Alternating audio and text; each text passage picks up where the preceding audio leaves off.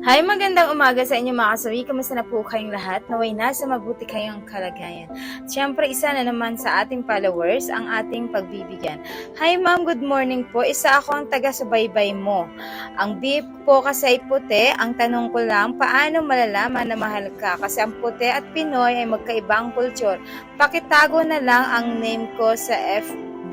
Thank you. So, ang ating isang sender mga kasawi ay isang babae at ang tinatanong niya ay kung paano ba malalaman na mahal siya ng kanyang apam mga kasawi. Siyempre dahil magkaiba nga naman yung mga kultura dahil ang kultura ng Amerikano ay iba-iba din naman yan sa atin. At syempre para sa akin mga kasawi, alam niyo ba, madali lang naman kasi malaman kapag once na mahal ka ng isang tao, ito man ay Amerikano, ito man ay Pilipino, madali nyo lang naman ito malalaman mga kasawi. Kasi kapag mahal ka ng isang tao ay pagsisilbihan ka at the same time, andyan yung pagrespeto nila sa pamilya ninyo. Kasi ang isang lalaki kapag kamahal ang isang tao, lahat ng mahal mo ay talagang minamahal din nila mga kasawi at naandun yung respeto.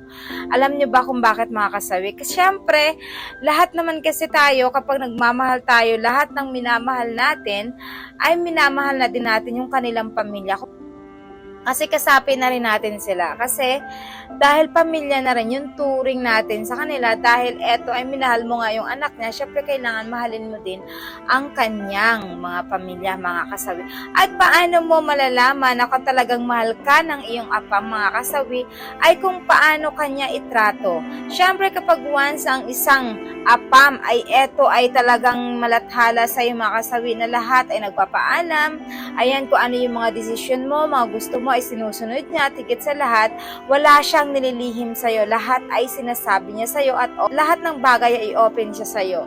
Kapag once kasi ang apam ay hindi ka nito mahal, alam niyo ba, parang Pilipino lang din yan, wala itong pakialam sa inyo, ang gusto lang sa inyo ay makikipaghanahana, ganyan lang yung mga gusto ng apam kapag once na hindi kayo mahal. At alam niyo ba, ang mga apam kasi ay ayaw talaga nila na hinihingian sila ng pera. So, yan yung pinaka kultura nila na kapag once ang isang babae ay humingi sa kanila kagad ng pera, ang paniniwala nila, user lang ito, ginagamit lang sila, parang ganun mga kasawi. Kaya mas ang mga apam ay matalino na po yun mga kasawi, hindi na po sila naluloko. Dahil kung talagang mahal ka ng isang lalaki na apam, ipapakilala ka sa pamilya niya, dadalhin ka niya, at higit sa lahat, kung sino man yung mga kaibigan niya, ay pinapakilala niya sa'yo. Kumbaga, pinapakita niya sa'yo na proud din siya na maging GF ka or asawa ka. So, ayan mga kasawi ha, iklaro ko lang po ito.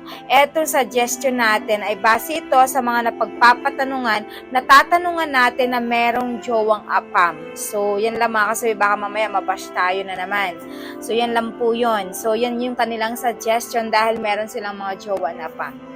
Kapag once ang isang Amerikana ay gusto nila na makipag-lovemaking sa'yo, tapos ayaw mo naman, ay nirerespeto ka nito, ginagalang ka, at higit sa lahat, ginagawa niya yung paraan, gagawin niya lahat para sa'yo, para lang maibigay yung kagustuhan mo mga kasawi. At higit sa lahat, syempre, yung talagang mahal na mahal ka at nirerespeto ka, pati pamilya mo, ay mahalaga rin para sa kanya. So, yan lang mga kasawi, yung ating suggestion tungkol dito sa ating sender na maraming salamat po sa patuloy na pagsuporta niyo sa akin sa walang sawang pag-share at pag-comment.